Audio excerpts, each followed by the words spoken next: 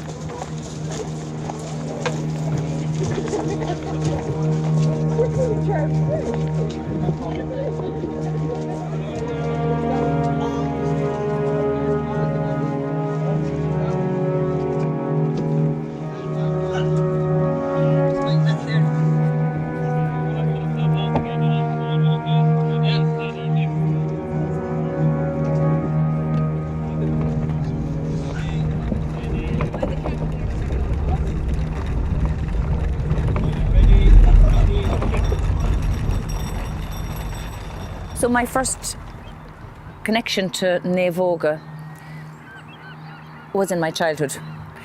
My older brother Liam won a scholarship to West Kerry Gaeltacht, and my dad brought him down and I went along with him. My brother Liam was a great Irish speaker and passed on that love to me.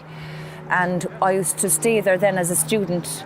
Subsequently, when I was going to UCC on scannán Gaelchúiseacha, and I used to walk down to caolchúiseacha.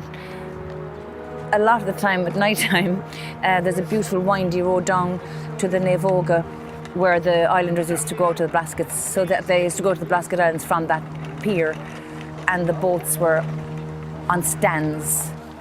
It was a magical place for me, and I used to go down there with my friends and we'd sit under the boats and chat and talk and enjoy the beauty of the place.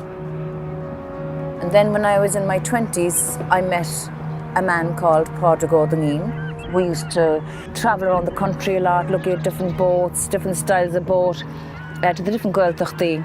So the connection to me is not just the boats, it's the language. The two go hand in hand, and to me, you can't have one without the other.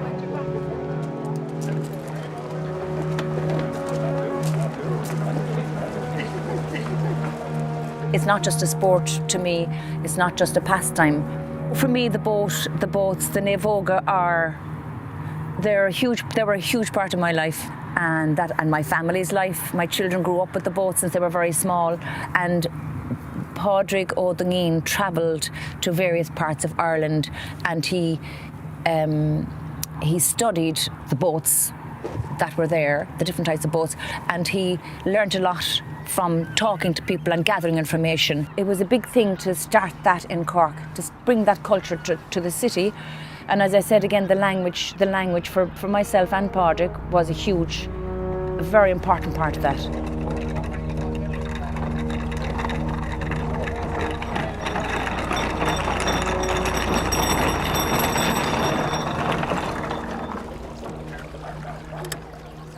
I teach Irish, and part of my job is teaching international students.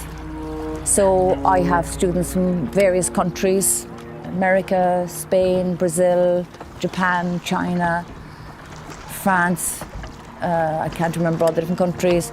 And as a part of their cultural experience, every year we bring them down here, we give them the opportunity to go for a row. So that connection is very important to me, because I always tell them, these boats are in the city, they're in Cork City, but they came from the west of Ireland, they came from the Gaeltacht area, and I feel we are honoured and are honouring that culture by having them here in our city. Earraigh, Féile. That's the most important thing. Féile. If you don't go together, everybody fall over. Okay. We use Irish in our direction, in instruction for the rowing. It's not just the boats, it's the language. The two go hand in hand. And to me, you can't have one without the other. So they're yesh on the right, Earraigh on the left, lyrical together, which is a big, not only is it when you row together, you pull together. If you don't pull together, you're pulling against each other. The boat won't go where you want it to go. So there's a huge energy flowing between the different people in the boat, the different positions. If you're in a four-hand Naomhóga, you have 1, 2, 3 and 4, but every person is equally important in the boat.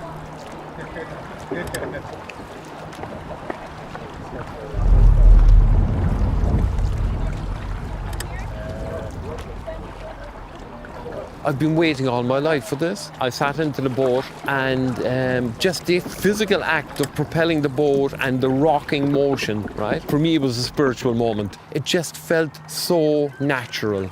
It just moved me, figuratively and literally, you know. So that was it. After that, I was hooked. That was just slightly over 3 years ago. It was January of 2016, and now I'd say I've probably crammed about 10 years rowing into the 3 years, you know, because any opportunity you get, I'm always on the water.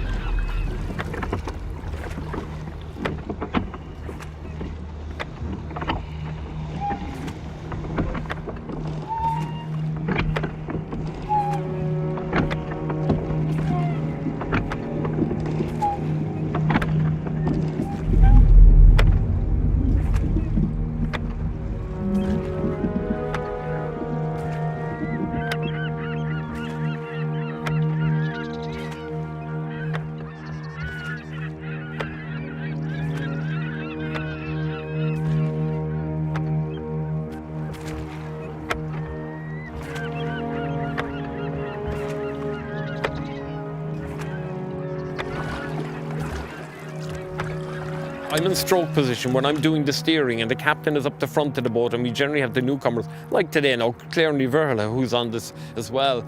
She was the captain of the boat today, and we had two young French girls in the boat with us, and they managed, and eventually the more as time went on they got much better and much more relaxed at it. I think if you don't overthink it, there's a certain element of like going back to your childhood in it. I think it's a rocking motion in that when you are rowing, the whole body, it's a whole body workout. You're leaning forward, you're leaning back, and your whole body's doing the work. It's not just your arms or your shoulders.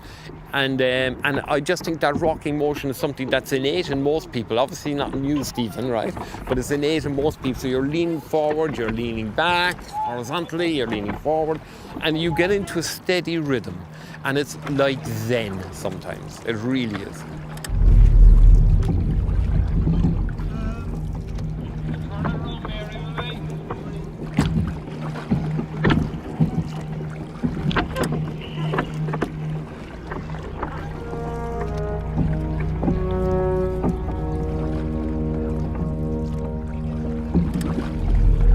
The thing about the boats is that they're very simple craft, right? And there's no need to modify them. So for all the money in the world, you're wasting your time. you keep that tradition. Here is the boat, and the tradition is what we love about the boat. Here goes one past us now, yeah? You know? And so like, they're not ones for modification. Money doesn't matter. You make the boat, this is the way the boat has always been made. There's no point in changing because it's not the same boat then, right? So that, the craft itself is what maintains the tradition, right? And the craft, there's something honest and there's a romance about it, of course. And that's what attracts us to it. I mean, we have racing Corks, and I've been in racing Corks and I've rode in regattas and I love them for what they are. But nothing will be as good as a traditional forehand Naomhóga for me because of its honesty, and I feel that when I get into it that I'm at home, I'm safe, it's minding me.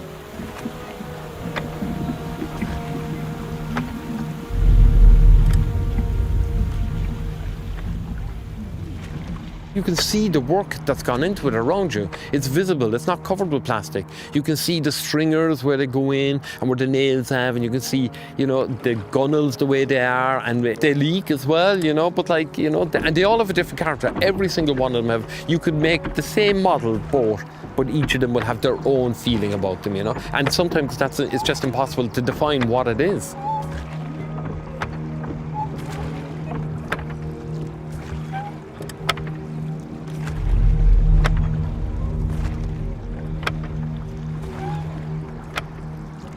What I really love about the boats is that they're made of very basic materials. They're wooden boats, they're made out of wood, they're natural materials, they're covered in canvas and they're tarred.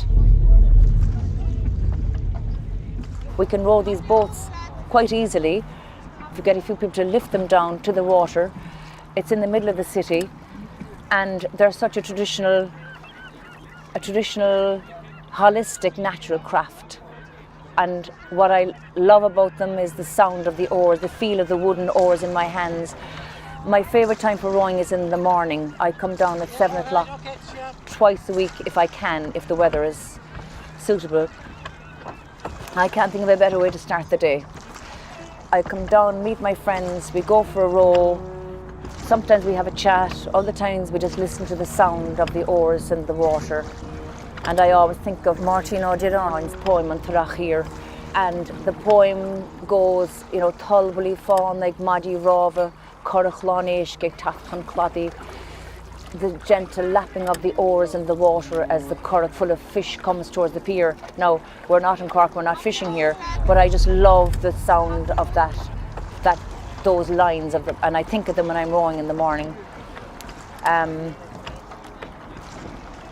There's something very connected to nature when you go rowing in the morning, and from a cultural point of view it's hugely important. So the language, the boats, the culture, it's a beautiful combination here in Cork City.